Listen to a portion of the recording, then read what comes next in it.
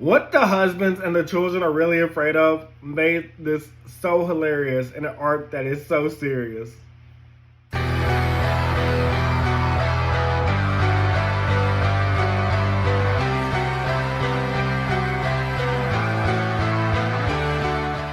Hey guys, welcome back to Everything Anime Podcast. I'm one of your host, Shinry. Here at the Everything Anime Podcast, I bring it from anime, manga, video games, TV shows, other relevant topics that I talk about.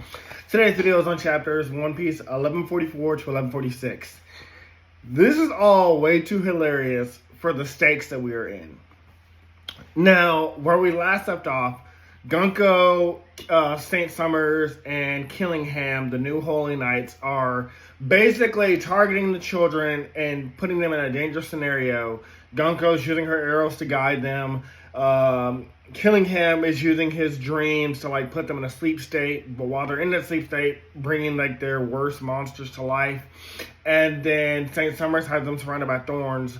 So even if they try to stop them, the children will cut you up if you try to grab them with the visible thorns. And if you stop them without touching them, they'll cut each other up because the thorns are surrounding them. And then you have the dream monsters attacking regardless, even if you find a way to stop those. And then Gunko's arrows, no matter what happens, they're going to keep walking forward. And then, because of Loki, lightning struck the tree and now there's flames everywhere. It's a lot of chaos going on, okay? So there's a lot of things that should not be funny in this chapter, but there's a lot that happens. But that's where we last left off. So we then learned that Loki met the Rocks pirates because Loki's now awake. I'm skipping through some stuff because I actually lost a lot of my notes for chapter 1144, but I feel like, aside from a lot of hilarity that happens in the beginning of it, there's not much substance there. But anyways, we learned that Loki once met the Rocks pirates and the Captain Rocks. Just like Bullet, whenever he used to challenge Goldie Roger to join his crew and to take him out to sea, and Goldie Roger would beat Bullet. I know that movie's not canon, but One Piece Stampede is still a great movie. But anyways, Loki lost, and so Rocks, unlike Goldie Roger, who took Bullet out to sea, Rocks didn't take Loki out to sea. He just called him too weak.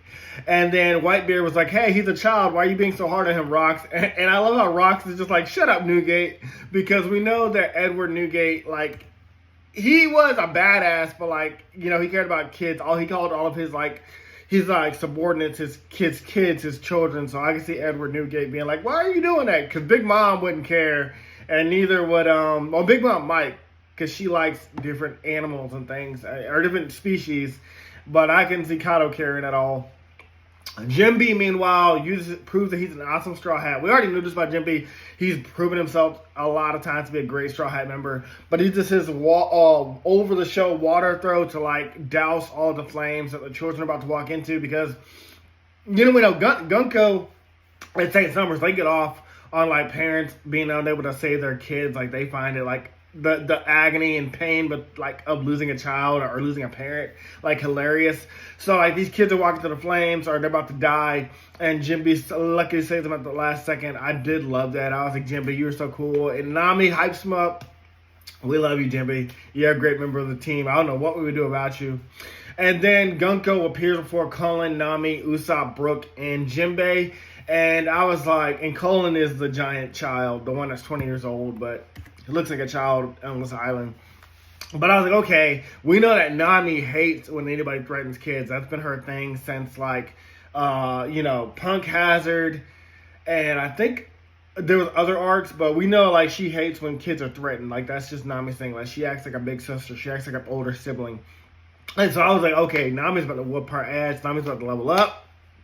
That is not what happens, but that's what I was expecting. And so Nami confronts her for attacking children. She's like, what kind of human can attack children? And Gunko is oddly insulted that they called her a human. And I knew before I turned to the page, it's because the celestial dragons think of themselves as gods. They think of themselves as above other humans. That's sort of with those helmets, so they don't have to breathe the same air as poor people as humans, because they're like gods, shouldn't breathe the same air as humans. It's just a stupid mentality, but that is how rich people think. Rich people think they are above the lower class. Nami is the first to make an attack, but with Gunko's arrow ability, she reflects the lightning back at Nami, which was hilarious, but because this is like, I'm sorry, Nami, I'm coming right back at you, and Nami Oh my god. Also, Usopp leveled up because he shoots one of his attacks at her, and like it obliterates Gunko's entire top half of her body. Obviously, Gunko's not dead. The Dries don't kill people, but like I was just like, damn, Usopp, when did your weapons get this badass? Like you blowing people's body parts off. But you know, she just regenerates because like the other the Gorosei, the five elders, they're immortal. All these holy knights have immortal bodies, it says. So like she just kind of like regenerates. What surprised me though is that Brook and Jinbei are the ones that step up to fight her, but she easily handles both of them. But I did think it would be interesting to see a team up between Brook and Jinbei. That's just a team up of people I did not expect to see together. But you know, it would have been cool to see. But she easily handles both of them. And then following all of the Straw Hats on the ship, like she just takes them all down, like basically in sync. Like it is crazy. These Holy Knights are way above our Straw Hats, and we know like we have to level up. All the Straw Hats have to level up to be able to take her down. So I'm wondering when that's going to be. I'm like, we have to get stronger now. We don't have time to get stronger later. Ultimately, we also learn the reason why the world government wants these children is because it'll be easier to control the giants and turn the tides of the imminent war. We know what's coming. We already knew this. The Holy Knights want to trick the giants into serving them, and they'll promise them like, oh, you know, you serve us for 100 years, we'll let you go. It's the same thing they did to Dory and Bragi. It's the same thing they did to the giants in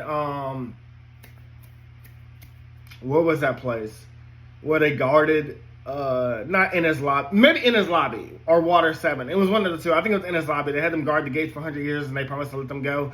Yeah, the world government is lying to you. They expect you to serve them and then you'll probably die. They expect you to like just protect them, but they're not going to actually do anything they're going to say. We know that about them.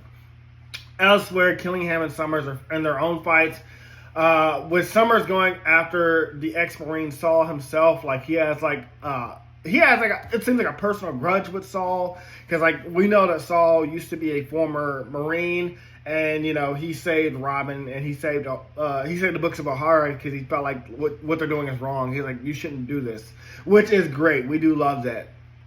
But they end the chapter with some answers. The Celestial Dragons once approached King Harold before his death to try and get him and the giants to work for them, but we know clearly he must have turned them down because you know, obviously he wanted the giants to learn about peace and stop being warriors and stuff like that. So we know that King Harold didn't fuck with the world government like that. And I'm glad, because we'd have bigger problems if all these giants were under the world government. But he saw right through them. But before we get to learn about that, Gunko took down, I've already mentioned this, but we know she took down the rest of the Straw Hats, but on that ship, but she also captured the giant child Cullen. So now Cullen is part of the children that are marching towards the flames. Brooke goes on to say something strange, that Gunko is a zombie woman. I'm wondering if this is a Thriller Bark reference, like, you know, because we know Brooke, that was his first arc that he got introduced, and that's the first time we saw zombies. But it's not explained yet what he means by zombie woman. Hilariously, though, she demands that Brooke become her music slave and make music for her forever. Like, she's apparently a fan of Soulbrook. Like, she's the number one fan of Soul King. And I thought that was hilarious. I was like, you would love Yuta. If you would listen to music forever and have music made for you, yeah, just go to find Yuta and be trapped in her dream world of song. And girl, Gunko, you'll be happy. We'll get rid of one of the Holy Knights easily that way. But I like that that's her thing. And she just starts beating Brooke relentlessly because he won't make music for her. Because he's like, I serve Luffy. I don't serve nobody else. Just, again, doesn't mean like, why is this all random, hilarious stuff happening while we're in this serious stuff? Meanwhile, St. Summers uses his transponder now to release his demands over the giants that they will serve the world government in exchange for the safety of the children. But again, as I said previously, we know from other chapters that it's all a lie. They also want them to burn. That's his first demand, that they serve the world government in safety and for the safety of their children, which we know is a lie. The second demand is they also want them to burn all the books in the library because they know that some of these books came from Mahara and the Void Century, and they're like, but they're trying to disguise it. They don't want them to know they're targeting the Void Century specifically. They're like, oh, all those books are old, and it's old knowledge. You don't need to know about old knowledge. You don't need to know about the past. Worry about the future. Worry about working for us.